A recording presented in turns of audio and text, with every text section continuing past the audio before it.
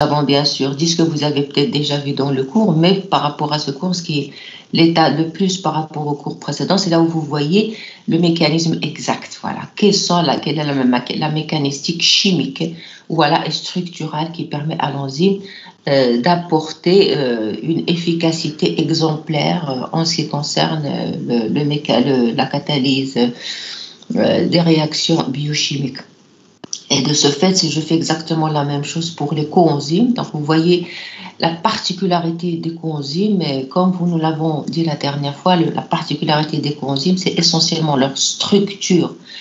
Toujours, je reviens à l'aspect structure, fonction qui est fondamentale en biologie, qui est fondamentale en biochimie, d'accord?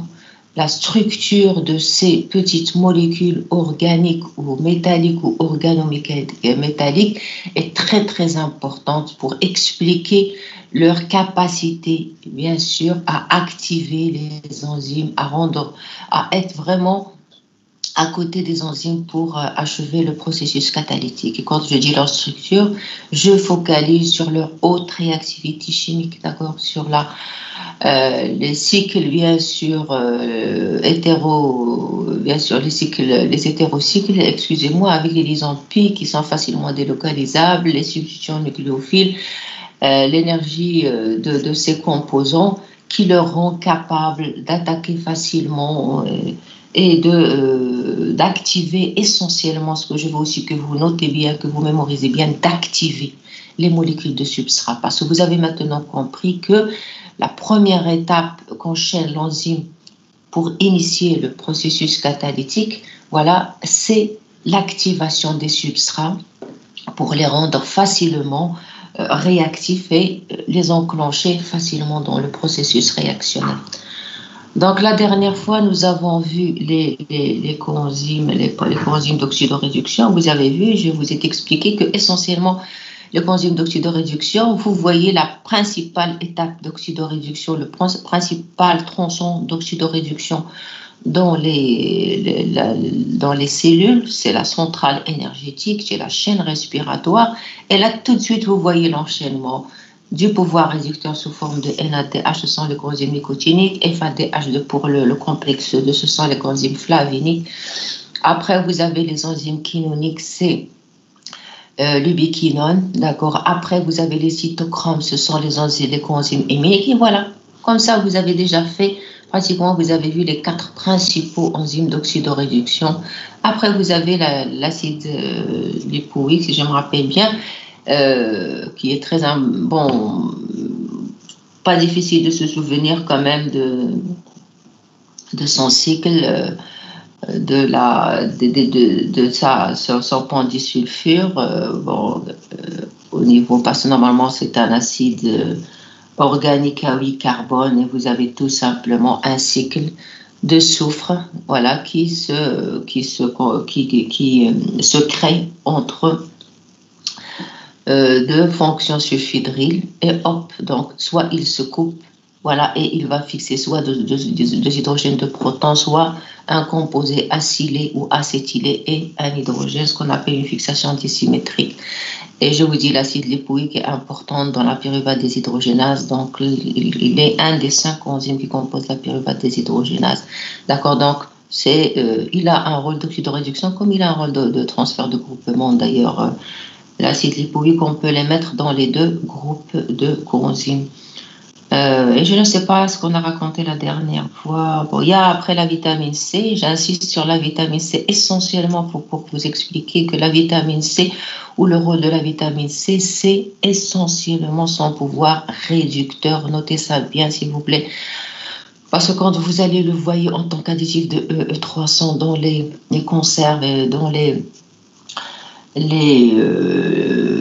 préparations alimentaires, vous allez comprendre, c'est essentiellement pour protéger contre l'oxydation des composants, la production des radicaux libres qui détériorent généralement les aliments, etc.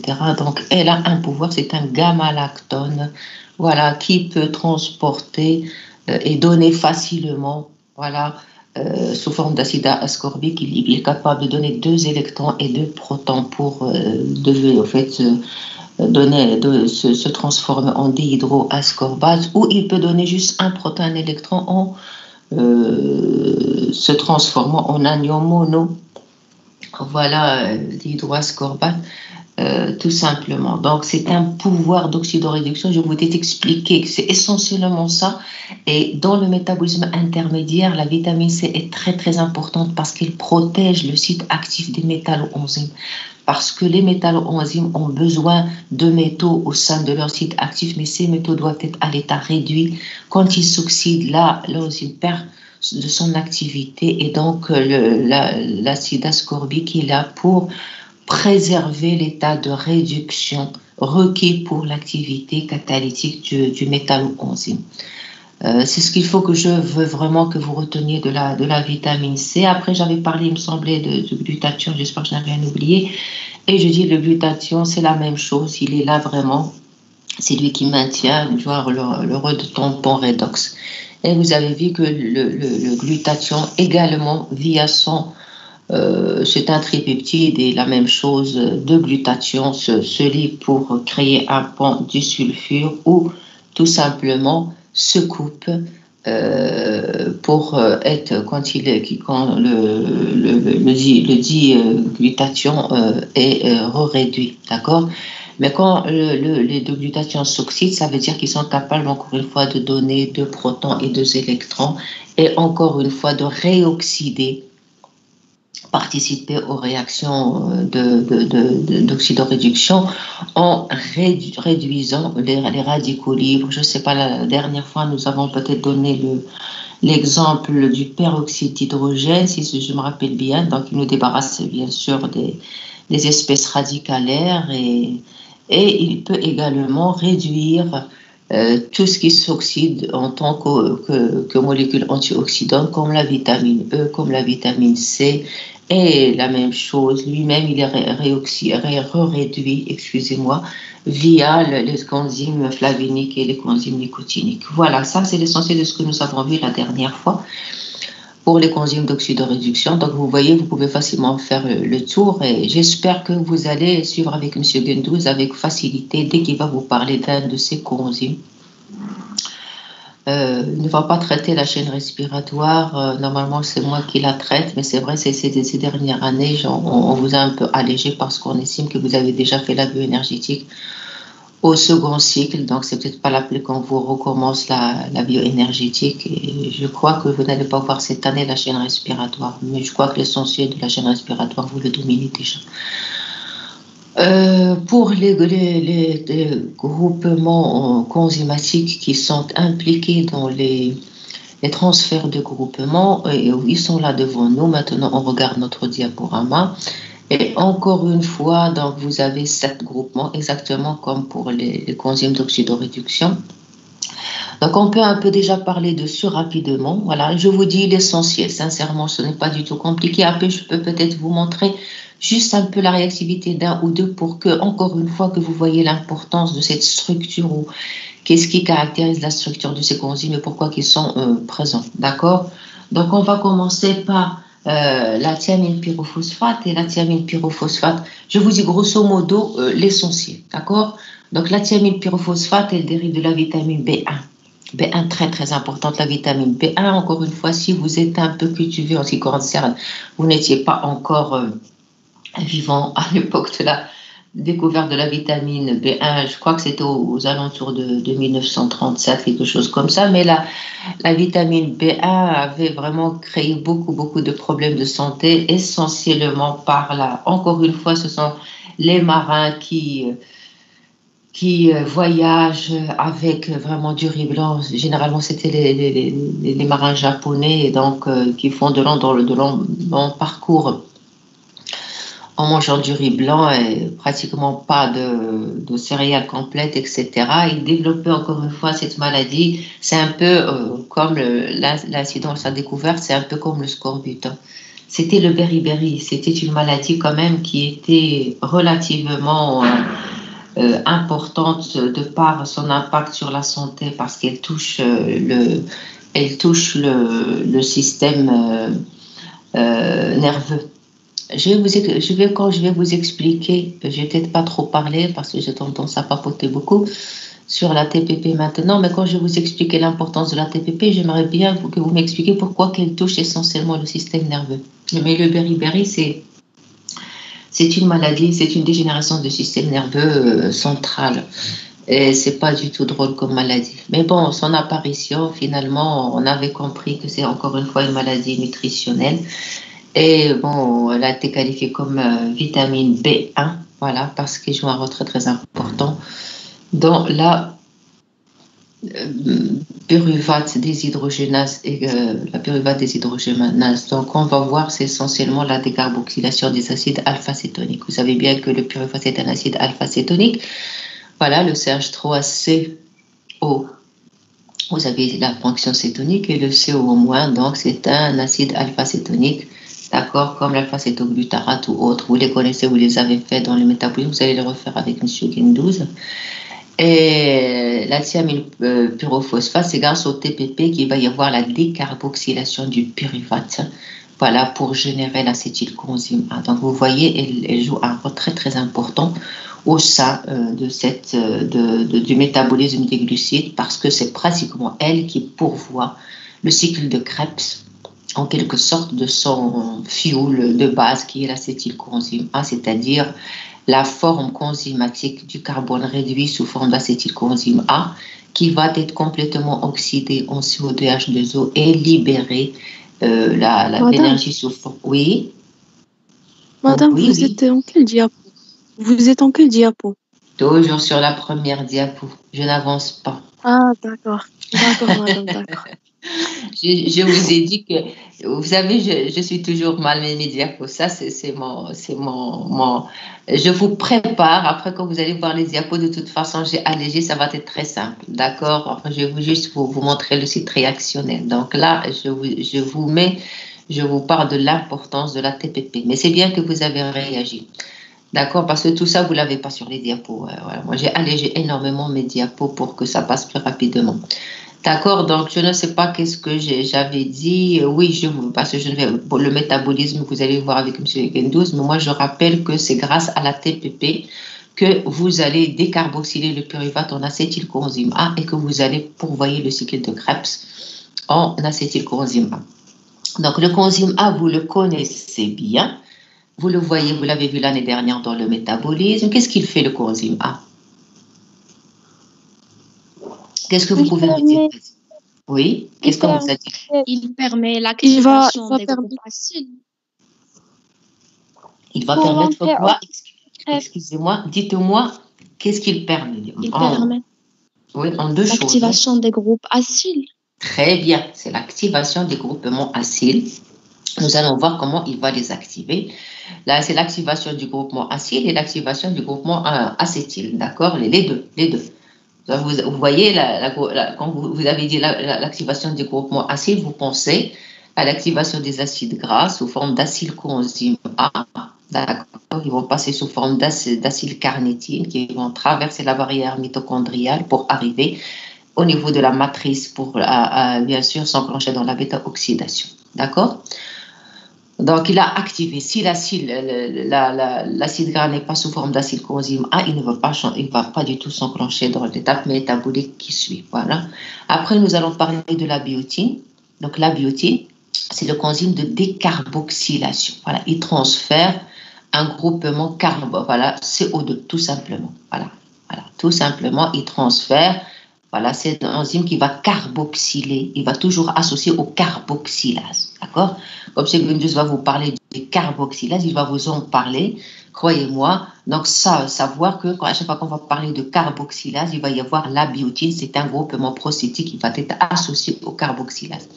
Après, vous avez la vitamine B12. La vitamine B12, elle est essentiellement impliquée avec les isomérases. Donc, elle joue un rôle de transporteur de méthyle, également, mais essentiellement, ce sont les réactions d'isomérisation. D'accord?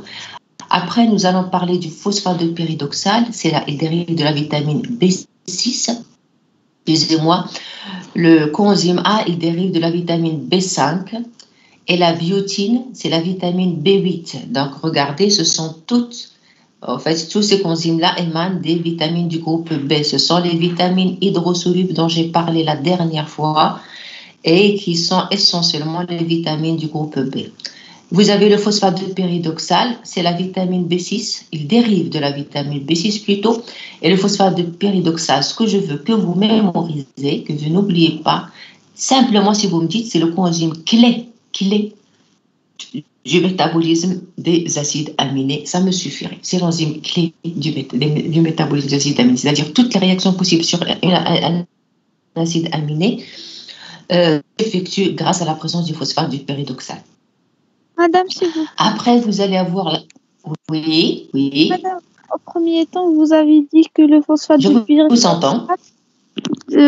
Au premier temps, vous avez dit que le phosphate de pyridoxal, il dérive du vitamine B6. Après, vous avez dit qu'il dérive... C'est ça, B6. C'est le B6, oui, c'est le B6. Non, B5, j'ai dit pour le coenzyme A. D'accord. Coenzyme A, c'est la vitamine B5. La phosphate de pyridoxal, c'est la vitamine B6. Hein. Faites attention, de toute façon, vous avez ça marqué. C'est la vitamine B6, d'accord. Bon, l'acide folique, ça va être le transporteur numéro 1 des groupements monocarbonés. Donc, nous allons le voir. Ça, c'est facile à mémoriser. Et le S-adénosylméthionine, c'est le transporteur universel des groupements méthyl, des groupements CH3. Donc, les groupements méthyl peuvent être transportés soit par la vitamine B12, soit par le S-adénosylméthionine. Mais le S-adénosylméthionine, c'est plutôt bon. La vitamine B12, elle transporte. Le S-adénosylméthionine, c'est le donneur universel des groupements méthyl à une molécule qui va être méthylée. Donc, il joue également un rôle très, très important dans le métabolisme intermédiaire. Voilà. Donc, rien que sur cette diapo, je vous ai dit l'essentiel. D'accord? L'essentiel. Après, je vais y passer rapidement, juste pour vous montrer les groupements. Voilà, vous allez retrouver ici ce que je dis. Donc, vitamine B1, c'est essentiellement la décarboxylation des acides alpha-cétoniques. Je vous montre la petite vitamine systématiquement. Donc là, ce sont des images que je vous montre. La petite vitamine B1, donc vous voyez. Je vous montre ici, pour moi, c'est très important, c'est ça. C'est la partie réactive de la molécule, c'est ça. D'accord? C'est le cycle thiazolium. D'accord? Vous avez ici un carbone, voilà. Normalement, c'est un CH par ici. Et le carbone, de par, en fait, sa position entre le soufre et l'azote, l'azote va exercer dessus un effet mésomère attracteur. Il va lui conférer une acidité, donc il va larguer son proton et vous allez avoir ici un carbocation C-. Et c'est cette partie-là de la molécule qui est très réactive. Je vous montre ici le coenzyme. Donc là, c'est la vitamine. Systématiquement, je vous montre la vitamine et je vous montre le coenzyme sous sa forme active. Et regardez, la différence, c'est qu'il a été tout simplement associé à deux groupements phosphorylés. Voilà. Donc ça, c'est la thiamine pyrophosphate. Et là, c'est la vitamine B1. Ça, c'est le coenzyme et ça, c'est la vitamine. Voilà. Là, je vous montre un peu ce qu'il fait. Donc, regardez son cycle. Voilà. Là, vous voyez un peu, là, il transporte. Regardez ici, ça va, il va transporter un groupement aldéhyde activé. Ça, c'est pratiquement le pyruvate. Regardez, ça, c'est le pyruvate. Tout le monde reconnaît le pyruvate. Quand il est décarboxylé, voilà, où je vais avoir ici ce groupement aldéhydique-là, voilà, qui va par la suite repris par l'acide lipoïque pour donner par la suite l'acétylcoenzyme A. Voilà, vous allez faire la réaction avec M. Gendouzi. Moi, ce que je vous montre, c'est juste le rôle du TPP. Si vous êtes vraiment curieux, c'est ce que je vous ai expliqué la dernière fois. C'est le thiazolium avec le carbanion ici. Voilà, le carbanion qui va attaquer encore une fois la fonction carbonyle du pyruvate. Vous reconnaissez le pyruvate. Hop, attaque nucléophile. Fixation. Et donc, quand il y a fixation, automatiquement, il va y avoir le départ du CO2. D'accord? Donc, avant qu'il y ait ici l'attaque en quelque sorte basique par l'enzyme qui va libérer le H+ au substrat, il va y avoir un carbone pentavalent et donc un des substituants initiaux doit partir. Voilà, c'est bien sûr le substituant qui peut partir facilement, c'est le CO2 quand il va y avoir le retour, voilà, de l'électron et de l'oxygène il va être reparticiper à la liaison puis entre le carbone et l'oxygène. Et donc là, ça va tout simplement se couper là. Il va y avoir délocalisation de la liaison entre le carbone, les deux carbones en principe du pyruvate. Voilà, délocalisation de la liaison ici. Voilà. Et il va y avoir la coupure tout simplement du CO2 qui va quitter. Donc là, la coupure en principe, ça va être là, d'accord? C'est plutôt celle-là. Là, il va y avoir tout simplement la création, voilà, d'un groupement aldéhydique activé, voilà, qui va par la suite subir d'autres réactions pour repartir vers l'acide lipoïque et donner l'acétylcoenzyme A. Donc très très simple, attaque nucléophile du carbanion sur le carbone, voilà, de la fonction cétonique du pyruvate, voilà, et départ du CO2 systématiquement. Ce que je veux que vous, vraiment le plus important pour moi, c'est de voir cette structure-là. Et cette structure-là vous rappelle un peu le NADH. Toujours, vous allez avoir ici un azote quaternaire, voilà, qui va tout simplement, via son effet mésomère attracteur, créer l'acidité du CH ici et libération, voilà, du proton pour que le carbone acquiert sa charge négative, devient sous forme de carbocation et attaque. D'accord? Et quand il attaque, voilà, il va y avoir l'activation. Parce que comment ce substrat va être activé? Tout simplement, vous pouvez le constater, c'est parce qu'il est lié à cette structure électrophile, tout simplement. Voilà, parce que là, il va y avoir la délocalisation. Regardez, voilà, ça c'est l'effet, tout simplement, mésomère, attracteur ici, voilà, et là même inductif attracteur, voilà, hop, là c'est le mésomère attracteur, voilà. Donc, qu'est-ce qui a activé cette molécule-là? Qu'est-ce qui a activé ce substrat? C'est l'azote quaternaire de la fonction thiazolium, voilà, de la vitamine, tout simplement B1. C'est ce que je veux vraiment que vous notez, ça me suffit pour voir un peu comment fait le coenzyme pour activer le substrat, c'est-à-dire toujours via une structure très réactive au sein, tout simplement, de sa composition. Et c'est grâce à ça que le substrat va être activé et va être enclenché facilement dans le processus réactionnel. Le phosphate de pyridoxal, la même chose. Donc, le phosphate de pyridoxal, je vous ai dit, c'est la vitamine ou dérive de la vitamine P6 et je vous ai dit que le phosphate de pyridoxal, c'est pratiquement l'enzyme clé du métabolisme des acides aminés. Le phosphate de pyridoxal, c'est vrai, j'ai enlevé ce diaporama pour ne pas trop vous charger. Donc, le phosphate de pyridoxal existe sous trois formes, d'accord?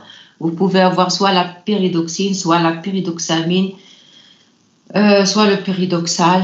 Voilà, ça dépendra toujours. Est-ce que c'est une fonction alcool ou une fonction amine? Mais bon, c'est pas pour.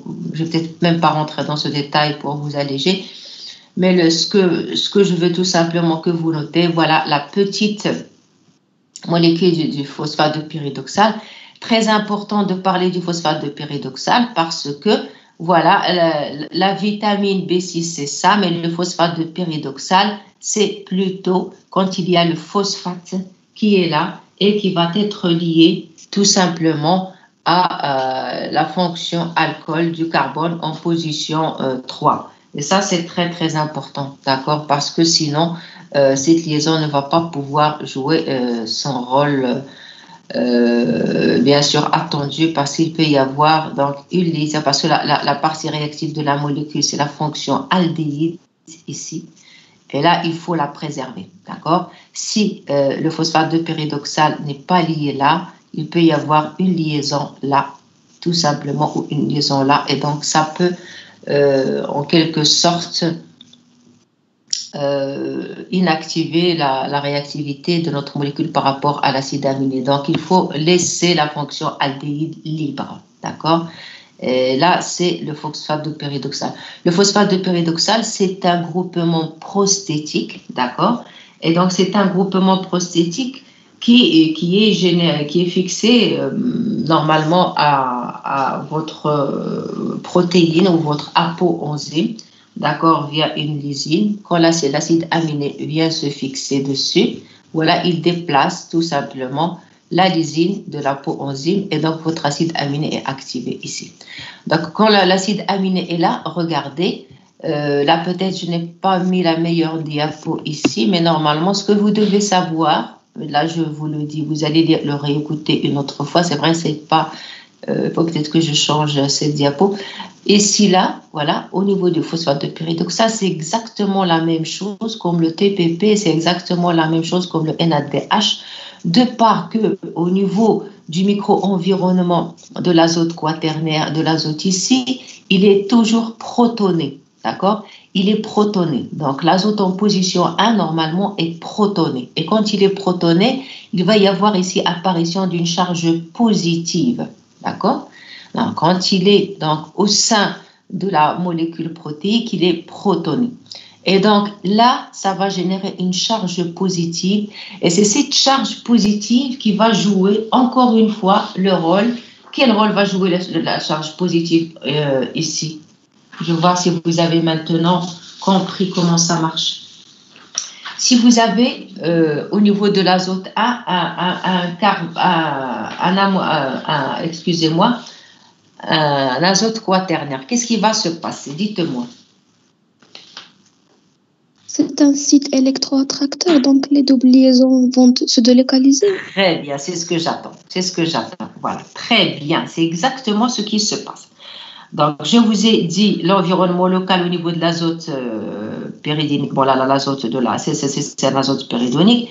Il favorise sa protonation, d'accord? Donc, vous allez avoir un azote quaternaire, d'accord? Et encore une fois, comme elle a dit votre ami, d'accord? Il va exercer tout cet acide électroattracteur et par tout simplement un effet mésomère attracteur, voilà, il va pratiquement, regardez, va aller jusque-là. Voilà, pratiquement jusque-là.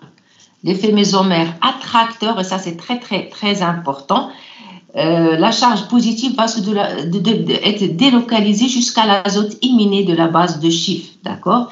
Et c'est ça qui va permettre le départ soit de cette liaison-là, soit de cette liaison-là, soit de la liaison azote, d'accord? Soit c'est celle-là, soit c'est celle-là. D'ailleurs, ici, on ne vous montre pas, quand il y a une racémisation, c'est celle-là, d'accord? C'est le proton qui part. Soit vous avez ici, soit vous avez là, d'accord? Donc, ça, c'est l'effet mésomère attracteur. Donc, regardez les flèches, qu'est-ce que ça va faire? Celle-là va venir ici, celle-là va venir là, et donc après, c'est celle-là qui va venir ici. Mais ça, ce qui va partir, vous allez me dire laquelle, madame, va partir. Et c'est cette liaison qui va être coupée. Ce que vous devez maintenant retenir, c'est que c'est l'effet mésomère attracteur qui va tout simplement délocaliser les électrons jusqu'à l'acide aminé. Et donc, va se ressentir au niveau des liaisons qui doivent être coupées de l'acide aminé. Et je vous dis que ça va être soit la liaison coupée, soit la liaison 2 qui va se couper, soit c'est la liaison 3, c'est-à-dire entre le carbone, voilà, alpha et le proton. Donc, une des liaisons va se couper. Il peut même y avoir la coupure de la liaison 4, c'est-à-dire entre le carbone et le radical. Et là, ça va dépendre, est-ce que c'est une réaction de transamination, est-ce que c'est une réaction de décarboxylation, est-ce que c'est une réaction de racémisation ou si c'est une réaction de synthèse, d'accord? Voilà, donc, et qu'est-ce qui va... Je vais vous poser une question pour voir, voilà, est-ce que vous pouvez me répondre? Maintenant, vous me suivez tous. Ce qui va activer l'acide aminé, c'est tout simplement l'azote quaternaire, voilà, en position 1, voilà, du cycle péridinique. Là, nous sommes d'accord. Il va y avoir la délocalisation électronique jusqu'à la base de chiffre et là, une des liaisons qui va fragiliser. Si je vous pose la question, laquelle des liaisons va être fragilisée? Qu'est-ce que vous pouvez me répondre? Pourquoi ça va être la fonction carboxylique, c'est-à-dire la liaison 1? Pourquoi ça va être la liaison 2? Quand ça va être la liaison 3? Et quand ça va être la liaison 4? Ici, il vous marque sur le diaporama que 2. Moi, je vous dis qu'il peut y avoir aussi la liaison 3 et la liaison 4. qui c'est qui va décider quelle liaison va être coupée? On sait que l'acide aminé est activé et qu'une des liaisons va être coupée. On sait qu'il va y avoir, mais laquelle des liaisons va être coupée? Qui c'est qui peut me répondre? Celui qui va me répondre. Celui qui va me répondre. Très, très bien. Qui c'est qui m'a répondu là? C'est Zahira Anki. Zahira quoi? Anki. Anki, d'accord, je trouve là. Très bien, Zahira. Voilà. Ça va dépendre de l'enzyme. D'accord? Parce que c'est une décarboxylation. C'est la liaison A qui va être coupée et c'est une décarboxylase. Alors, pourquoi c'est celle-là qui va être coupée? Parce que au site actif de l'enzyme, il va y avoir quelque chose qui va provoquer la coupure de cette liaison. Elle va être perturbée, nous sommes d'accord, il va y avoir ici la perturbation, mais ce qui va aider, l'une des liaisons doit partir, mais laquelle des liaisons doit partir? C'est celle qui va être, voilà, à la proximité d'un site actif qui va lui permettre de partir le plus facilement. Donc, si c'est une transamination, d'accord, ça va être celle-là et celle-là. Si c'est une décarboxylation, ça va être le CO2. Si c'est une racémisation, ça va être le H, voilà. Si c'est une ligase, d'accord, ou c'est une liase, ça va être celle-là, etc. Donc, je vous ai dit la dernière fois, le coenzyme ne procure pas la spécificité, mais c'est l'enzyme qui procure la spécificité. Et donc, le type de réaction qui va se dérouler sur ces acides aminés va être décidé par l'enzyme à laquelle le coenzyme va être lié. D'accord? Ça veut dire que cet acide aminé, il est dans quel micro-environnement, quel site actif? Est-ce qu'il est au sein d'un site actif d'une transaminase ou d'une décarboxylase ou d'une racémase ou je ne sais pas, d'une ligase ou d'une liase? Donc ça va dépendre bien sûr de l'enzyme. Mais moi, vous allez faire des réactions de transamination. D'ailleurs, j'ai enlevé récemment là. Avant, je traitais la transamination, mais maintenant, je ne la traite plus parce que vous allez la faire avec M. Guendouz. Donc, ce n'est pas la peine qu'on fasse la redondance. À mon niveau, là, ce que je veux que vous compreniez, c'est tout simplement comment le coenzyme arrive à tout simplement activer le substrat, c'est-à-dire activer l'acide aminé grâce tout simplement à l'azote quaternaire du cycle pyridinique qui va permettre la délocalisation des électrons jusqu'à la base de chiffre et la fragilisation d'une des liaisons de l'acide aminé. Ça va me suffire largement pour le phosphate de pyridoxal. Nous passons au coenzyme A et donc vous m'avez très bien répondu tout à l'heure, le coenzyme A, il transporte mais essentiellement il active le groupement acylé acétylé. Voilà. Je vous ai mis pour le comprendre facilement ici un petit schéma. Vous voyez ici, voilà, c'est une liaison ester toute bête, COOR'. Voilà. Liaison ester qui est normalement stabilisée. Je vous ai expliqué la dernière fois, c'est comme c'est comme la liaison peptidique, ce que je vous ai expliqué au sein de la liaison peptidique. Normalement, cette liaison, elle est polarisée parce que vous avez le carbone avec tout simplement l'oxygène qui est électronégatif et donc c'est une liaison qui est tout simplement polarisée et ce qui va favoriser tout simplement le déplacement du doublé liant vers l'oxygène et ce qui va appauvrir la densité électronique autour du carbone. Voilà. Mais tout simplement, quand il y a l'oxygène, le doublé libre de l'oxygène, il va tout simplement stabiliser ces défaillances électroniques du carbone et vice-versa. Donc, par tout simplement un équilibre entre les deux hybrides de résonance, en quelque sorte, vous allez stabiliser la liaison ester. Voilà. Quand il faut couper une liaison ester comme ça, c'est difficile, vous savez bien. Voilà. Alors, qu'est-ce qu'il va faire ici, le coenzyme A? Pourquoi qu'on dit qu'il active? Parce que tout simplement, il va se lier. Voilà, regardez, il va se lier à la fonction acide ou acétyl. Et quand il va se lier à la fonction acide ou acétyl, ce n'est plus l'oxygène qui est là pour stabiliser. Le soufre ne peut pas stabiliser. C'est une grosse molécule par rapport à l'oxygène. Et donc, celui, il n'a pas la possibilité de stabiliser par son doublé libre. Regardez, pas de possibilité ici. Hop, pas de possibilité ici. Donc, alors, quand il y a le soufre qui se lie à cette liaison qui était déjà polarisée, et bien sûr, sa polarité reste là. Il va y avoir une diminution de la densité électronique autour du carbone-là, et ce carbone-là va être facilement attaquable, tout simplement par un nucléophile, ce qui va permettre facilement d'enclencher le groupement acétyl dans le processus de la catalyse ou dans le processus métabolique ou dans le transport métabolique qui l'attend. Voilà. Donc, la vitamine B5, vous avez vu finalement, la vitamine B5, c'est ça, tout simplement. L'acide pantothénique. Quand vous achetez votre complexe vitaminique, vous allez lire acide pantothénique. Maintenant, j'espère que vous allez être un peu plus savant. Vous allez comprendre c'est quoi l'acide pantothénique. Tiens, l'acide pantothénique, je le connais. Je l'ai vu tout simplement en enzymologie. C'est tout simplement la vitamine B5 qui joue un rôle important.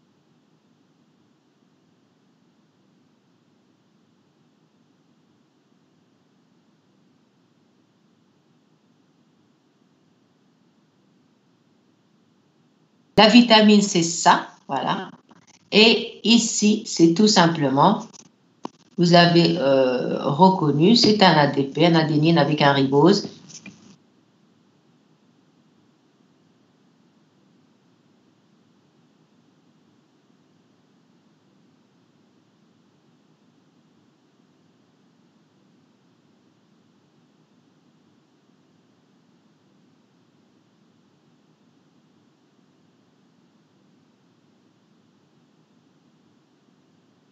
Donc, on a l'acide foot. Maintenant, je crois. Madame, s'il vous plaît, il y a une coupure.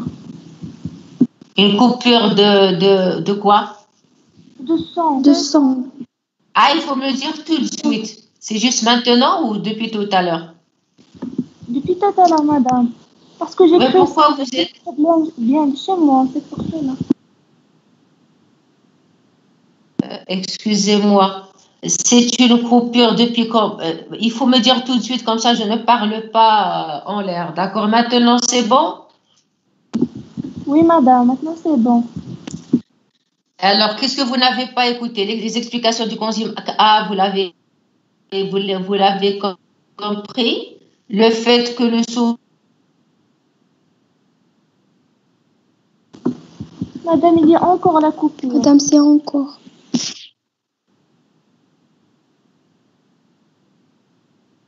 Madame, on n'arrive pas à vous entendre.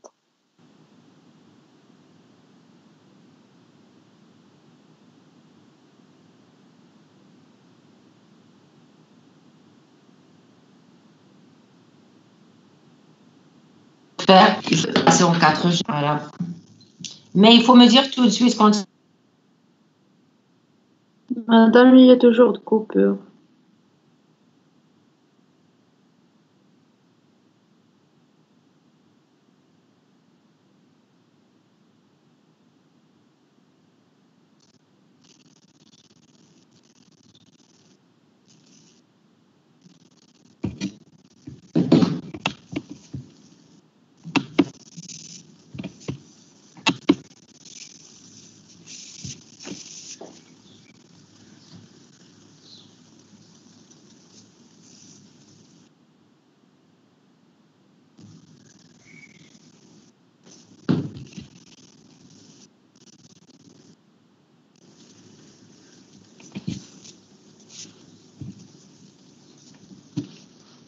Vous m'entendez maintenant? Oui, madame. Oui. Voilà, parce que j'essaie de pas sur manger, mais j'ai l'impression que mon cas, je ne l'accepte pas. Je ne sais pas pourquoi. Je ne...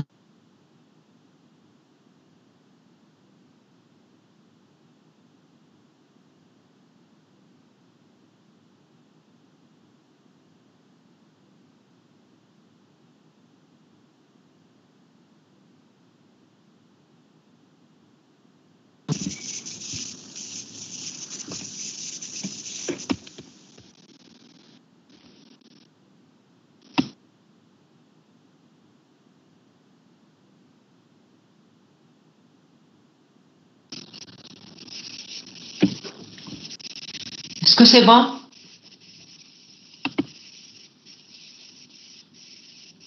Oui, Vous madame. me suivez? Oui, madame.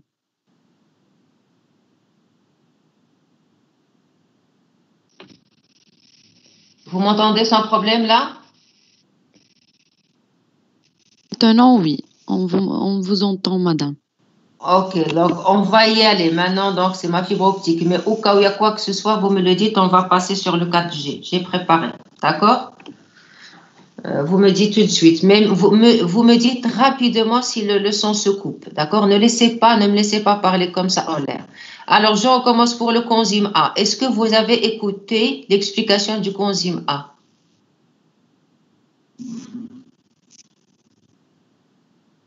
Oups. Vous êtes parti encore? Madame, s'il vous plaît, vous pouvez répéter quand vous avez expliqué la vitamine B5. D'accord. Mais vous m'écoutez là? Oui, madame. Oui, madame. Oui. Ok, donc je recommence la vitamine B5 rapidement. Donc je vous dis la vitamine B5. Voilà, là c'est la vitamine. Voilà, je vous explique. La vitamine, c'est l'acide pantothénique. C'est ce que je vous ai dit tout à l'heure. Vous allez trouver dans vos boîtes de supradine ou de composés de complexe vitaminique. C'est ça, la vitamine B5. Et donc, elle est activée quand elle va être liée tout simplement à l'ADP et nous allons configurer le coenzyme A. D'accord? Je vous ai dit que le coenzyme A, son rôle, c'est activer les groupements acylés et acétylés. Comment il active le groupement? C'est juste, voir cette petite partie, c'est la partie réactive de la molécule, c'est le groupement sulfhydryl terminal. Toute petite partie. Je vous ai expliqué que normalement, ça c'est une liaison ester qui est normalement stable. Je vous ai expliqué que vous savez bien qu'au niveau d'une liaison ester, ça c'est un peu comme la liaison amide, exactement comme la liaison peptidique, d'accord? Là, c'est une liaison qui est polarisée de par la différence d'électronégativité qui existe entre le carbone et l'oxygène, d'accord? Donc, facilement, il y a la délocalisation du double pi qui lie l'oxygène A au carbone, voilà, pour se rabattre sur l'oxygène et créer une charge négative. Quand nous sommes dans cet état-là, normalement, le carbone, l'environnement du carbone est affaibli en électrons, mais le doublet libre de non-liant de l'oxygène, il va combler tout simplement cette défaillance et stabiliser. Et le fait qu'il y a un équilibre entre ces deux hybrides de résonance, ça stabilise la liaison ester. Quand le soufre, voilà, quand le coenzyme A se lie, voilà, regardez, il n'a plus la possibilité de stabiliser. On vous met ici, voilà, une croix rouge, d'accord, parce que là, vous savez bien que le soufre, c'est une molécule beaucoup plus grosse que l'oxygène. Elle ne peut pas du tout stabiliser, n'a pas la possibilité de stabiliser le carbone ou l'environnement défaillant en électrons du carbone, voilà, de la liaison CO. Et donc là, automatiquement, ça va générer ici, aux environs du carbone lié à l'oxygène, tout simplement un site de densité électronique affaibli qui va être facilement susceptible d'être attaqué par un nucléophile. Et donc, le fait que le soufre se lie a une fonction acyle ou acétyle, un groupement acyle ou acétyle, excusez-moi. Donc là, automatiquement, ça va faciliter l'attaque de la fonction du carbonyle par un nucléophile. Voilà.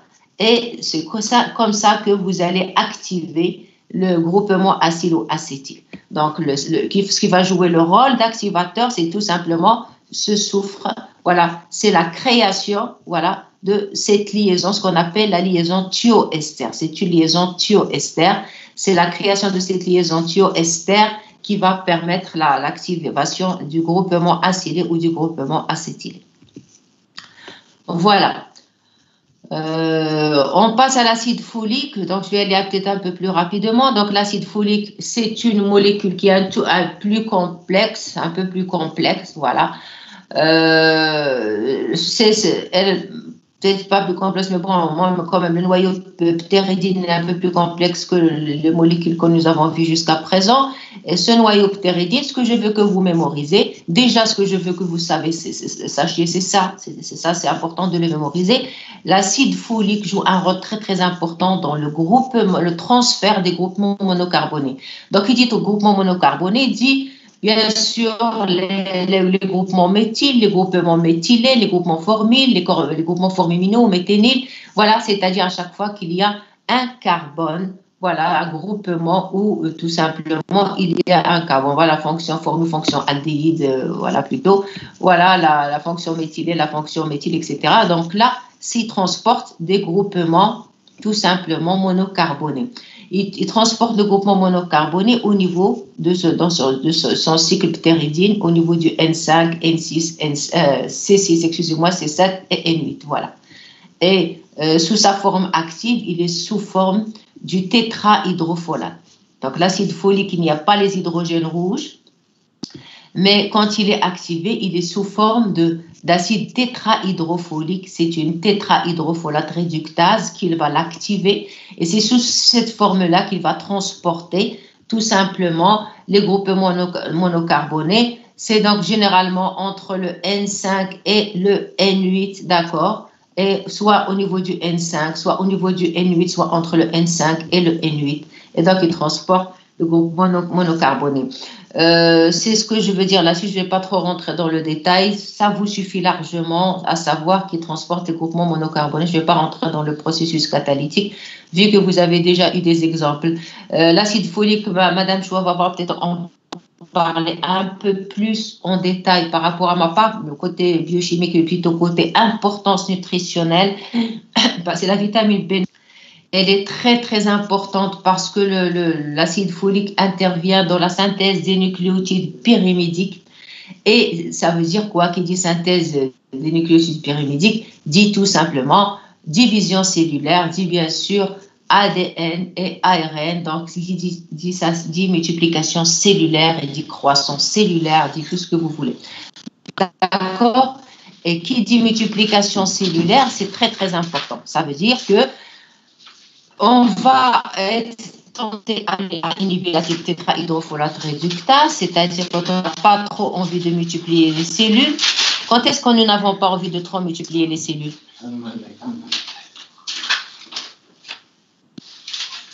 Vous me suivez? Quand est-ce que nous n'avons pas envie de trop multiplier les cellules?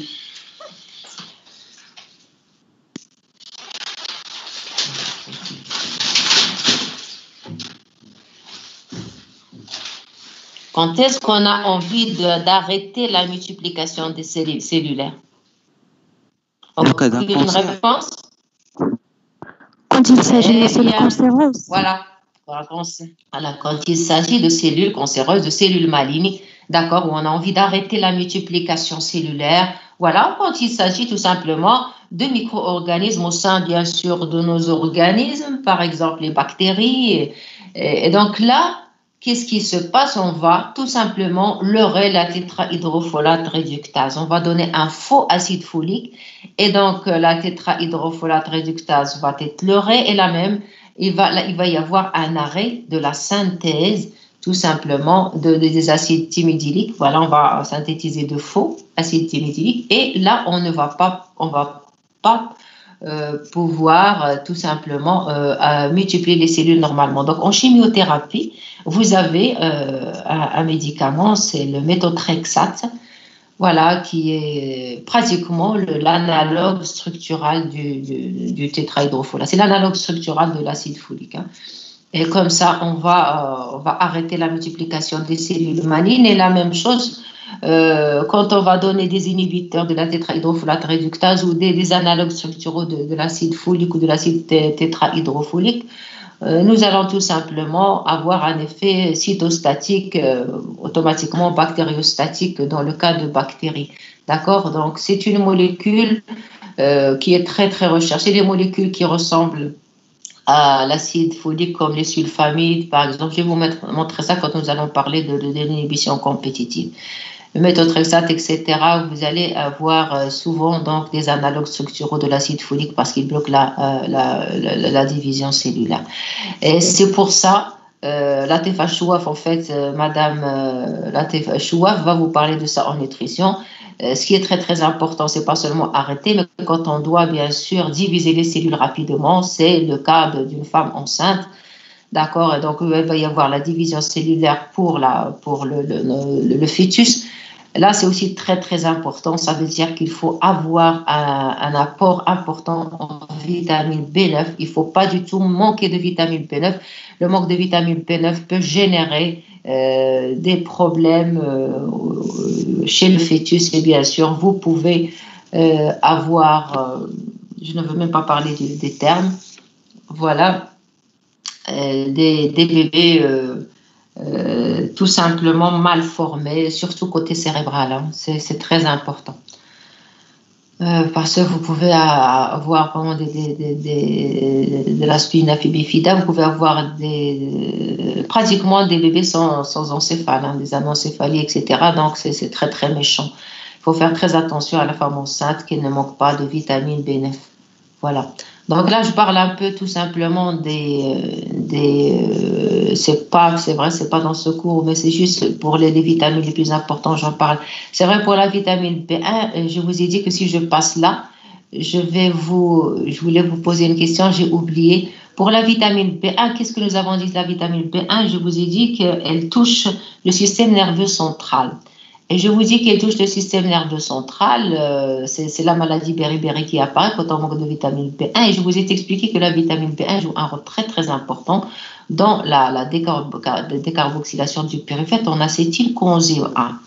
Pourquoi quand on manque de vitamine B1, il y a un problème au niveau du système nerveux, un problème très important au niveau du système, et carrément la dégénérescence du système nerveux central. Pourquoi? Qui c'est qui peut me répondre? Des petites ouvertures pour que le cours ne soit pas complètement sec.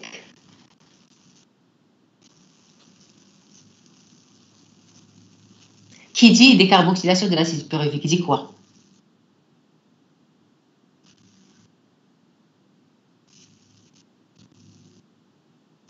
Vous m'écoutez, j'espère.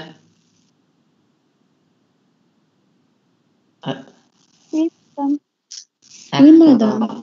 Alors, qu'est-ce qui se passe si on manque de vitamine B1?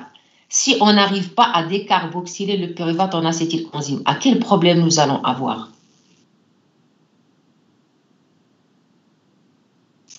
Regardez-moi, moi je vous explique parce que sur le plan biochimique, parce que Madame Chouaf n'ira pas jusque-là, mais Madame Chouaf va vous donner le côté nutritionnel. Si vous manquez de telle vitamine, vous allez avoir telle pathologie. Moi, je vous explique pourquoi sur le plan biochimique, vous allez avoir cette pathologie. Maintenant, si je vous dis vous manquez de vitamine B1, il va y avoir une dégénérescence. Moi, c'est bien sûr un manque important du système nerveux central. Qui peut me l'expliquer sur le plan biochimique? Quelles sont les conséquences d'un problème de décarboxylation du pyruvate? Le site pyruvate acétylcoenzyme A, c'est un site qui est très très important. Pourquoi? Parce que dans le cycle de Krebs, il y a ça et la bêta-oxydation. Voilà, bon. Non, il ne faut pas parler de bêta-oxydation. C'est Sissoko qui a parlé ici? Oui. Alors, d'accord. Là, est-ce que le pyruvate intervient dans la bêta-oxydation? Non. Le pyruvate n'a rien à voir. Qui dit bêta-oxydation dit catabolisme des acides gras. Nous, on n'est pas avec les acides gras, nous sommes avec le glucose. Et le glucose, c'est la décarboxylation du pyruvate en acétylcoenzyme A. Donc, si cette étape est touchée, c'est plutôt, vous allez continuer peut-être à avoir de l'acétylcoenzyme A qui provient de la bêta-oxydation. Ça ne va pas être touché. Le cycle de Krebs continuera à tourner. Sauf qu'il va y avoir des problèmes si vous ne produisez pas assez d'oxaloacétate, parce que vous savez bien que l'oxaloacétate, c'est l'étape limitante du cycle de Krebs. Mais ce que pour moi est important que vous devez me dire, qui dit décarboxylation du pyruvate dit je vais pouvoir pourvoyer l'acétylcoenzyme A, le cycle de Krebs en acétylcoenzyme A provenant des glucides. Donc là, ça veut dire que si la pyruvate déshydrogénase est touchée, c'est tout simplement la production d'énergie en aérobiose à partir des glucides, à partir du glucose, d'accord, qui va être lésé. C'est-à-dire, je vais produire de l'énergie juste sur la voie de la glycolyse, c'est rien, c'est 2 ATP par glucose, mais je ne peux pas bénéficier de la production importante d'énergie sur le cycle de Krebs, parce que quand on oxyde une molécule de glucose en totalité, nous pouvons avoir de 36 à 38 ATP. Voilà, théoriquement, voilà. Donc là, ça va être un problème. Il va y avoir un problème d'approvisionnement, voilà. Et qui dit le cycle de Krebs ne peut pas tourner, bien sûr, c'est la synthèse d'ATP qui vient des glucides. Et ce qu'il faut savoir, je ne sais pas si on vous a dit ça, c'est peut-être que vous ne m'avez pas peut-être répondu, l'importance de la production d'énergie à partir du glucide. Vous savez bien que le glucose a une supériorité par rapport aux graisses dans cette partie-là. Parce que les graisses ont une supériorité par rapport au glucose en ce qui concerne le rendement d'ATP par atome de carbone. C'est vrai, le rendement est meilleur pour les graisses, d'accord?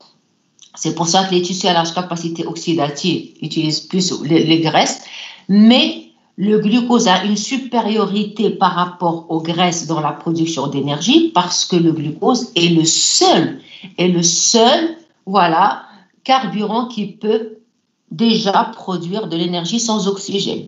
Voilà, c'est le seul. Et la deuxième des choses, vous n'oubliez jamais, c'est que nous avons dans notre organisme des tissus qui sont glucodépendants, comme le système nerveux central, comme la rétine, comme les globules rouges, etc. Donc, le système nerveux central, le cerveau ne peut pas utiliser les graisses comme carburant, ne peut pas utiliser les graisses comme tout simplement carburant pour donner de l'énergie, bien sûr. Le cerveau dépend il a une quasi-dépendance du glucose. S'il y a un problème au glucose, ce sont les acides cétoniques qui peuvent, à la limite, de manière transitoire, suppléer en attendant tout simplement le retour du glucose. Il y a un problème? Vous m'écoutez? Oui, madame. Voilà. Oui, madame. Donc, notez ça. Donc, le cerveau, c'est un tissu glucodépendant. Voilà. Un point, c'est tout. Il y a soit le glucose, soit ce sont les acides cétoniques. Voilà. Monsieur Gendous va vous expliquer ça quand vous allez passer au métabolisme, je suppose. Donc, s'il y a un problème au niveau de la vitamine B1, s'il y a un problème au niveau de la pyruvate déshydrogénase, si elle ne travaille pas en son optimum, c'est essentiellement le système nerveux central qui va être touché. Et c'est pour ça que un problème en vitamine B1 a causé le beriberi. Et donc, la vitamine B1, elle est essentiellement, tout le groupe de vitamine B, il est essentiellement dans les céréales, mais pratiquement dans la partie externe du céréal, ce que nous, on enlève généralement. On préfère tout ce qui est blanc, le pain blanc, tout. On est raciste même dans nos nutriments, ce qui n'est pas du tout bon. Donc, normalement, on préfère tout ce qui est blanc. Et donc, on jette les vitamines. Et c'est l'industrie pharmaceutique qui est plus intelligente que nous. Elle va prendre ce qu'on jette, elle va soutirer les vitamines du groupe B et elle va nous les faire payer dans les pharmacies. On va les prendre sous forme de comprimés. Donc, il faut faire très, très attention à ça. Voilà, il faut toujours absorber les céréales complètes qui ont une richesse vitaminique importante et ne pas, bien sûr, continuer à prendre tout ce qui est blanc. Voilà. J'ai ouvert une parenthèse, c'est un peu pour vous changer des formules. On va maintenant parler des 2 derniers, je crois, 3 derniers coenzymes. Donc là, je vais être encore, je sais, mais on parle toujours, on papote. La S-adénosylméthionine, voilà, c'est très simple. Regardez là, c'est le donneur, je vous ai dit, universel des groupements méthylés. Vous voyez ça se devine. Ça se devine. Regardez, maintenant, j'ai fait avec vous quelques réactions. C'est pas tellement pour vous encombrer, je vous dis toujours, c'est pour que vous voyez maintenant comment le coenzyme et l'enzyme agissent. Regardez, ici, vous voyez un sulfonium et vous détectez vous-même maintenant la partie active de la molécule. Vous voyez ici l'adénine, vous voyez un ribose.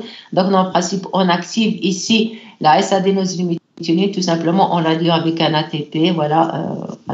Tout simplement, une partie de l'ATP parce que les 3 acides phosphoriques sont partis. Voilà. Nous avons ici un sulfonium et qui dit Un sulfonium, ça veut dire qu'il va être facilement attaqué par un nucléophile. Quand il va être attaqué par un nucléophile, automatiquement, un des substitutions initiales va partir et ça va être la fonction méthyle qui va tout simplement être donnée. La S-adénosylméthionine travaille beaucoup avec le tétrahydrofolate. Vous avez vu, mais bon, je ne vais pas rentrer dans le détail, je laisse ça à M. Gendous. Voilà. Moi, à mon niveau, ce que je veux que vous bien sûr mémoriser, c'est le S-adénosylméthionine, c'est pratiquement le donneur universel du groupement méthyle, et ce grâce à sa partie réactive, c'est-à-dire le sulfonium qui y existe. Voilà.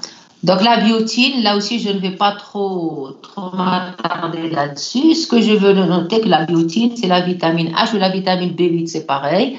Vous allez trouver les deux, ou ça dans vos boîtes de concentré de vitamines. Et donc la vitamine B8, son rôle, quand elle est sous forme bien sûr de biotine, c'est tout simplement la carboxylation. Voilà, la carboxylation. Qui dit une carboxylation? Elle aura besoin de quoi, une carboxylation? Si je veux carboxyler un substrat, j'aurais besoin de quoi, à votre avis? ATP. Très bien. Pourquoi? Qui c'est qui m'a répondu? C'est Iman Ben Allah. Iman Ben Allah. Oui, Iman Ben Allah. Très bien. Donc, tu as déjà un plus. Iman Ben Allah, pourquoi tu as besoin d'un ATP? Dis-moi, ma fille.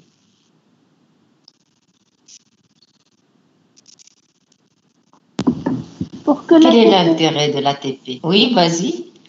L'ATP active la carboxylase. Voilà, elle active la carboxylase. Mais qui dit une carboxylation dit quoi? Ça veut dire que je vais tout simplement générer une liaison covalente. Quand je vais carboxyler, c'est que je vais générer une liaison covalente déjà. D'accord? Et cette carboxylation, ça veut dire que j'ai besoin d'énergie. L'énergie, elle va venir de l'ATP. J'ai besoin d'énergie. Quand je vais créer une liaison, c'est tout simplement une synthèse, d'accord? Je vais créer une liaison covalente. Regardez, c'était un substrat XH, il va devenir XCOOH, d'accord? Donc, j'ai créé une liaison covalente. Et ça, c'est une synthèse. Et toutes les synthèses, normalement, auront besoin, voilà, de l'ATP. Donc, c'est vrai que, comme elle a dit ici, comment elle s'appelle, qui c'est qui m'a répondu? C'est Imen, c'est ça? Imen. Donc, je vais activer, Pourquoi j'ai besoin d'ATP? Parce que c'est tout simplement, j'aurai besoin d'activer le bicarbonate, comme on a déjà vu ça, pour qu'il puisse être lié à la biotine. Donc, je vais avoir l'enzyme biotine, d'accord? Via l'ATP, je vais lier tout simplement la biotine ici au niveau de l'azote 1. Voilà, au niveau de l'azote 1. Normalement, ici, vous avez deux pentacycles qui sont tout simplement liés. Là, vous avez fonction imidazolique. Là, donc, au niveau de l'azote 1, je vais lier le carbone là. Et donc, je vais avoir, en fait, vous allez voir, quand vous allez voir avec M. Gendous, vous allez faire les carboxylations. Vous allez voir que déjà, il faut que je vous dise que c'est un groupement prostétique. Il est lié à une lysine au niveau de la coenzyme. C'est un groupement prostétique. Et donc, je vais avoir l'enzyme avec le biotine, en principe, la biotine. C'est comme un bras, et un bras, il va changer de position. Dans la première position, il va tout simplement être carboxylé. La biotine va être carboxylée au niveau de l'azote 1 et il va passer de l'autre côté. C'est comme un bras qui va bouger pour qu'il puisse transférer la fonction carboxyle vers le substrat qui doit être carboxylé. Donc, en quelque sorte, la réaction va se dérouler toujours sous forme de deux réactions. Donc, dans la première réaction, il va y avoir la carboxylation de la biotine. Ici, le coenzyme va accepter le groupement. Voilà, ça, c'est un transfert de groupement carboxyle. Donc, ici, le coenzyme va jouer le rôle d'accepteur de la fonction carboxylique. D'accord? Vous vous rappelez, je vous ai dit que le coenzyme, parfois, il sert d'accepteur d'un groupement. Il va l'accepter et je vais commencer par la biotine je vais activer le bicarbonate sous forme de CO2 et je vais pouvoir le fixer sur la biotine. La biotine va se décarboxyler, c'est la deuxième réaction qui va se faire, c'est la sans ATP. Et via ça, au dépend de ça, en quelque sorte, je vais carboxyler un substrat. Voilà, c'est la seconde étape de la réaction. Donc la réaction toujours se fait en deux étapes.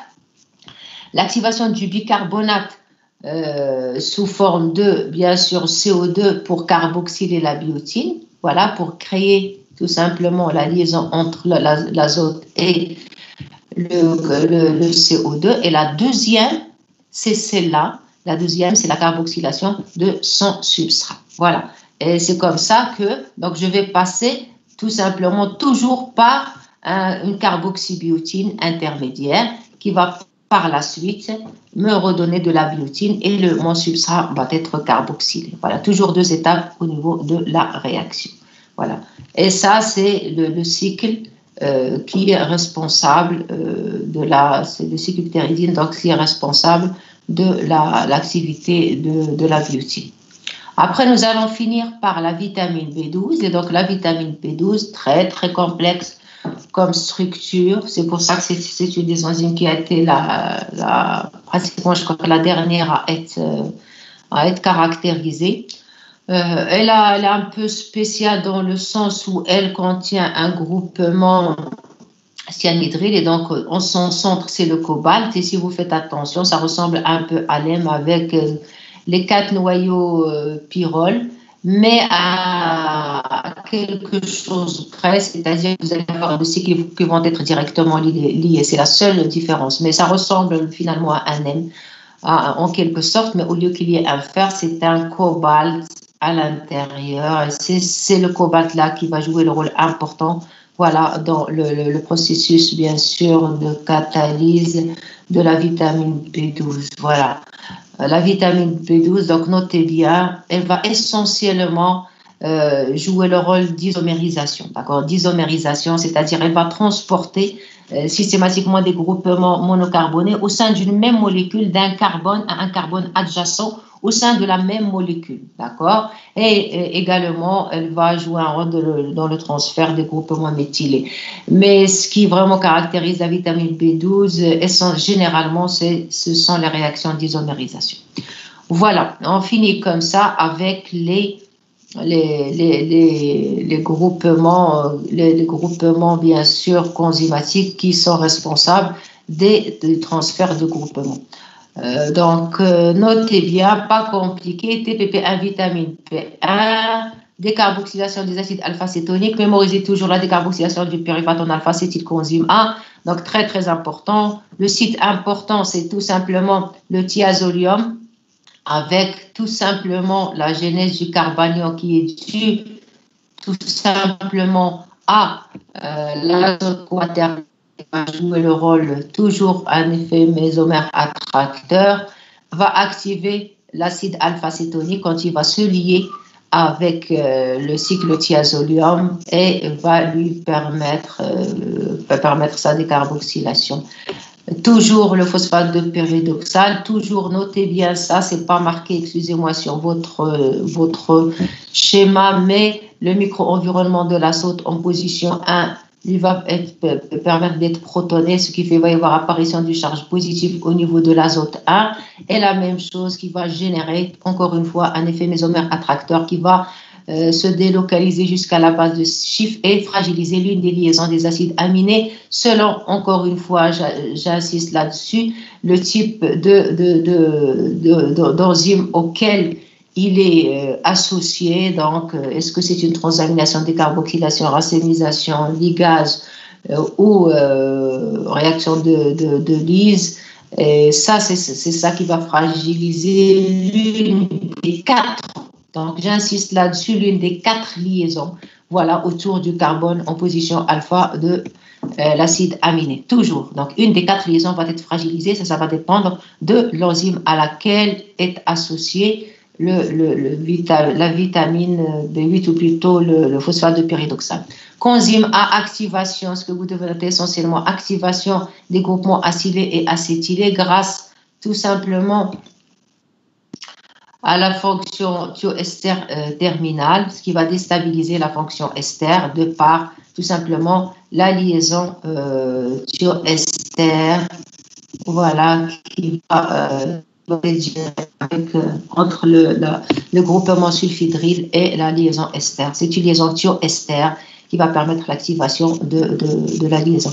Voilà, l'acide folique, j'insiste encore une fois, vitamine B9 important dans la multiplication cellulaire, son rôle essentiel, c'est le transfert de groupements monocarbonés. S-adénosylméthionine essentiel, le site actif, c'est le tout simplement un sulfonium, et son rôle, c'est essentiellement le transfert ou le donneur plutôt de groupements méthyl.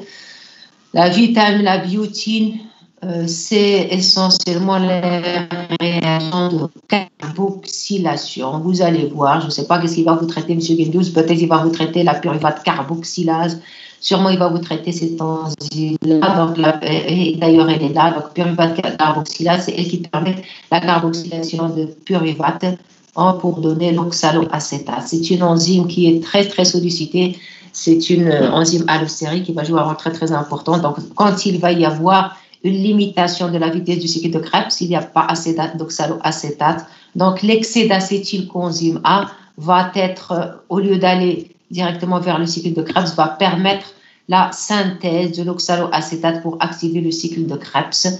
C'est une voie qui est très, très importante pour quand il y a un excès d'acétylcoenzyme A qui arrive vers le cycle de Krebs via la bêta-oxydation ou via, bien sûr, la glycolyse et la décarboxylation des pyruvate.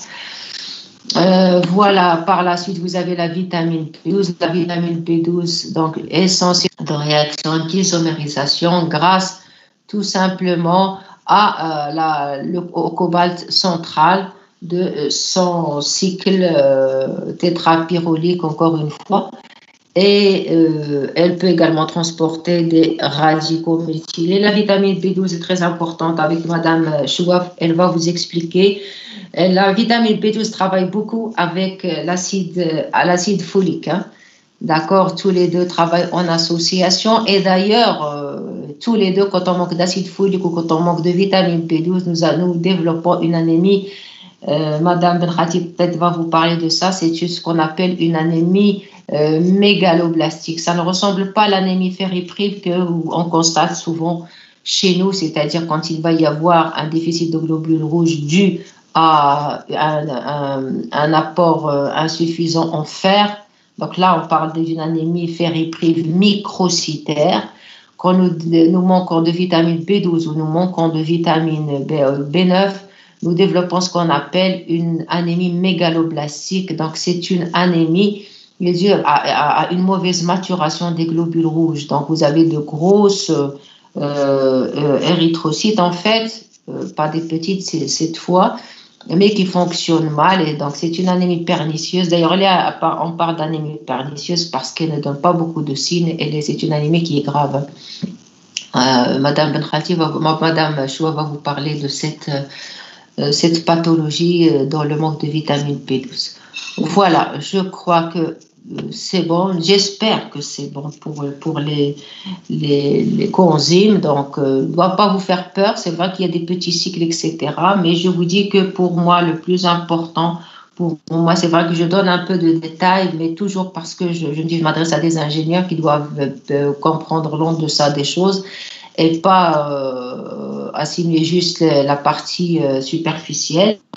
Donc, via ce cours-là, mon objectif, c'est que vous voyez donc l'importance des coenzymes, l'importance des vitamines dans le métabolisme intermédiaire et qu'est-ce qui confère à ces petites molécules organiques cette efficacité catalytique à côté des enzymes. Donc, voir un peu comment le coenzyme comme l'enzyme est capable d'activer les substrats. Et pour cela, donc, j'ai parlé de quelques sites actifs et des modalités d'action qui vont permettre donc assurer cette efficacité catalytique. Voilà, c'est bon avec le côté chimique, c'est bon. Donc, on va peut-être la prochaine fois, si peut-être on va faire une petite révision. Comme on est en distanciel, je me fais toujours des soucis. Je vais vous envoyer le TD1 et dans le TD1, s'il y a une partie sur la mécanistique, on va traiter cette partie mécanistique. Donc, je vais vous demander de parler là-dessus. Et ça, on peut le faire en distanciel sans problème, la mécanistique, d'accord? C'est pas comme quand on fait les calculs, donc on peut peut-être traiter cette partie-là avant de partir à la cinétique pour que s'il y a des problèmes, que je le règle avec vous juste après la fin de cette partie-là. Parce que si on traîne un peu, vous risquez de perdre les notions pour me suivre correctement. D'accord? Vous avez 2 exercices comme ça dans le TD sur les mécanismes, donc pour que je puisse détecter si vous avez des problèmes. Voilà, maintenant je vais finir avec cette diaporama et après-demain on va passer à la deuxième partie, ce que je vous ai envoyé hier, comme bien sous forme de PDF. Donc là c'est juste avant de passer à la cinétique enzymatique. Vous savez bien que pour la cinétique enzymatique, ou le rôle de la cinétique enzymatique, c'est plusieurs choses. Vous allez voir qu'on va établir des équations de vitesse parce que nous avons besoin d'évaluer la vitesse de la réaction, nous avons besoin d'approcher l'activité enzymatique. Et donc, tout ça, tous ces mécanismes réactionnels que nous avons traités jusqu'à maintenant, nous avons traité un peu de mécanistique, nous avons vu un peu comment les mécanismes de catalyse s'opèrent, etc. Mais pourquoi nous avons fait ça?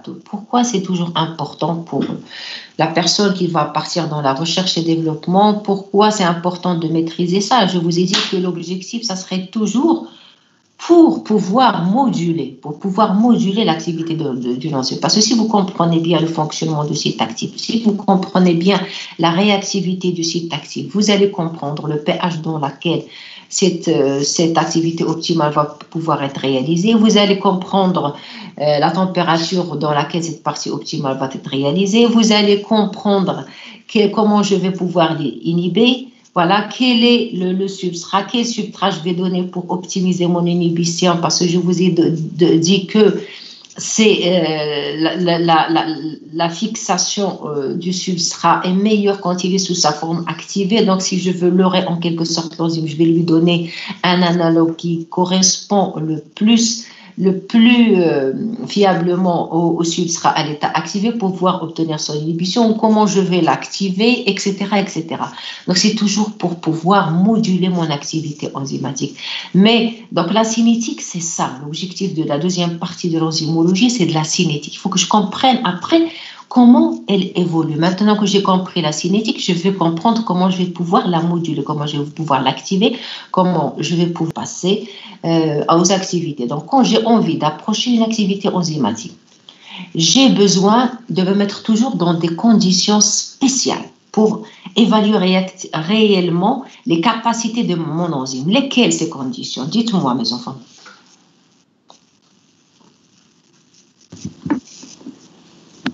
Il faut avoir un substrat en excès. Très bien. Pourquoi? Qui c'est qui m'a répondu? Madame, j'ai dit qu'il faut avoir un substrat en excès. Oui, pourquoi? Explique-moi. Oui, je voulais juste savoir ton nom. C'est Zahira Anki. Zahira. D'accord. Vas-y. Madame, pour savoir quand l'enzyme va être saturée, comment dirais-je? Parce que je sais bien que vous avez des notions. Moi, à mon niveau là, j'essaie de voir est-ce que vous avez compris ces notions. D'accord? Parce que là, vous commencez à être un peu plus grand, plus mature et on peut aller un peu plus profond.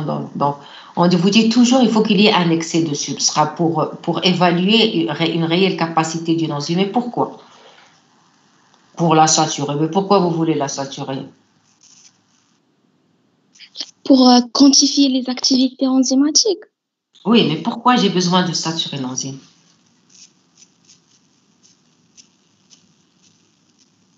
Qui c'est qui veut me justifier? Pour que toutes les sites actifs de l'enzyme soient occupés. Oui, mais pourquoi il faut que je sature? C'est ça, pourquoi je veux occuper tous les sites actifs de mon enzyme? Si je mets moins de substrat saturant, qu'est-ce qui va se passer? Si je ne sature pas, qu'est-ce qui va se passer? je ne vais pas évaluer réellement. Regardez, je vous donne un exemple. Je vous donne une guillotine à poulet, d'accord, qui va couper, elle a la capacité de couper 100 têtes de poulet par minute, d'accord. Si je fixer ou bien orienter le substrat ou bien initier ses propriétés catalytiques. Donc, il faut toujours que je me mette dans les conditions optimales, il faut toujours que je sois dans des conditions saturantes. Donc, les unités importantes, c'est l'unité internationale. Donc, l'unité internationale, c'est des micromoles par minute, d'accord? C'est la quantité d'enzymes qui est capable de catalyser tant de micromoles par minute. Ça, c'est l'unité internationale. Et là, c'est l'unité qui est la plus largement utilisée. Donc, parfois, en voulant se mettre avec les grandeurs physiques et chimiques, on peut opérer au catal, mais le catal, il est un peu trop grand. D'accord? Le catal, c'est la quantité qui peut catalyser 1 mol par seconde. Donc, c'est un peu beaucoup.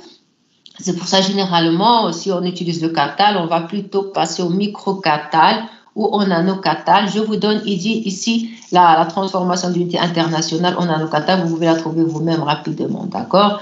Donc, l'unité internationale, c'est les micromoles par minute.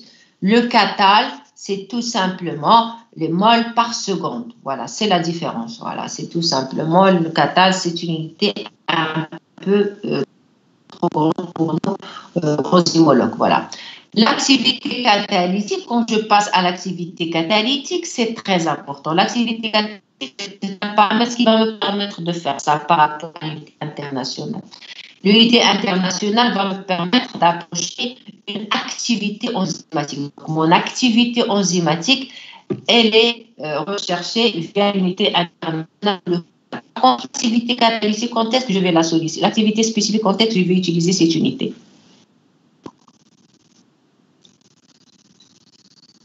Allez-y.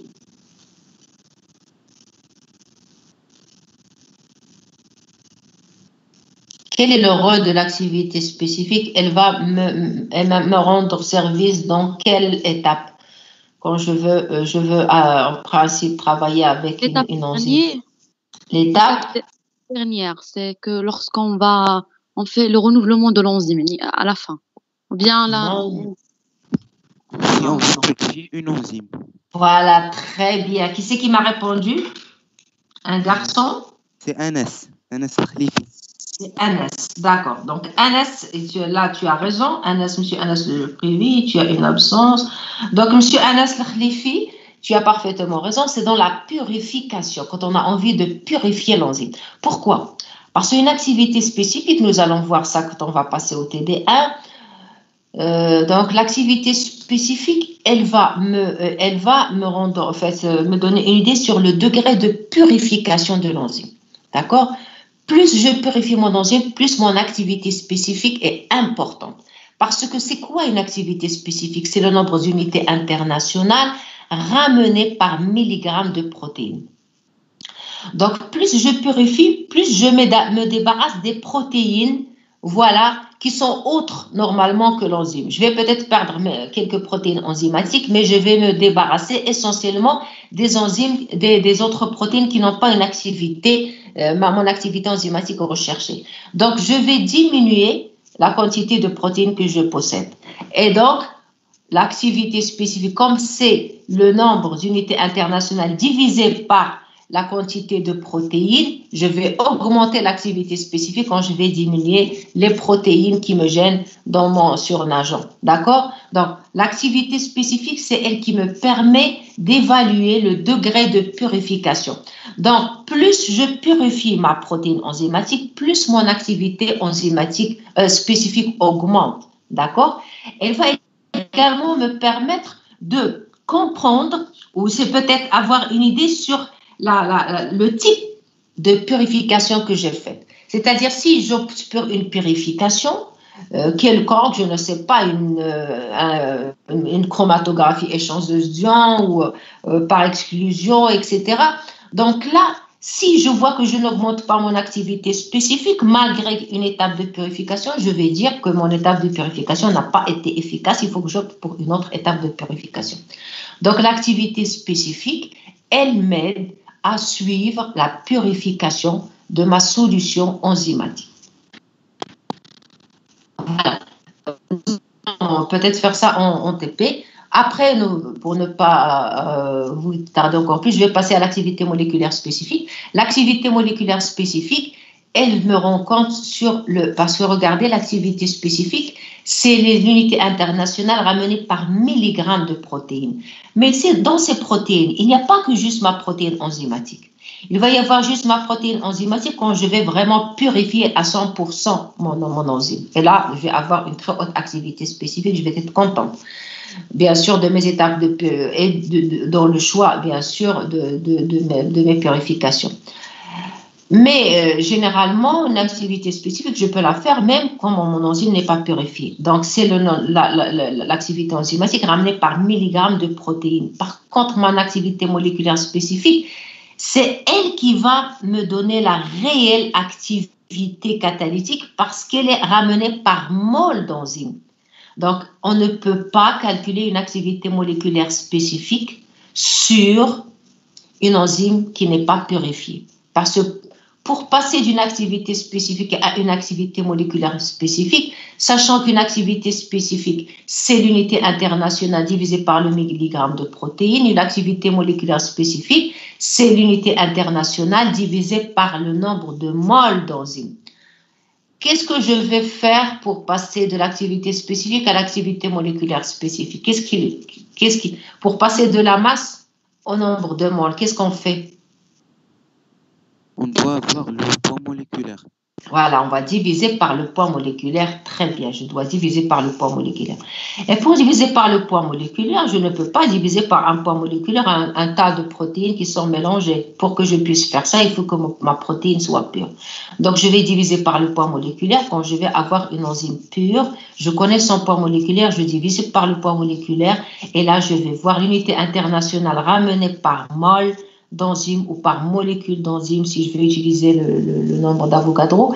Et donc là, je vais arriver à caractériser le nombre de moles de substrat transformés par unité de temps par mol d'enzymes, mol de protéines enzymatiques. Donc là, c'est encore plus spécifique et c'est la réelle activité qui caractérise tout simplement ma protéine enzymatique.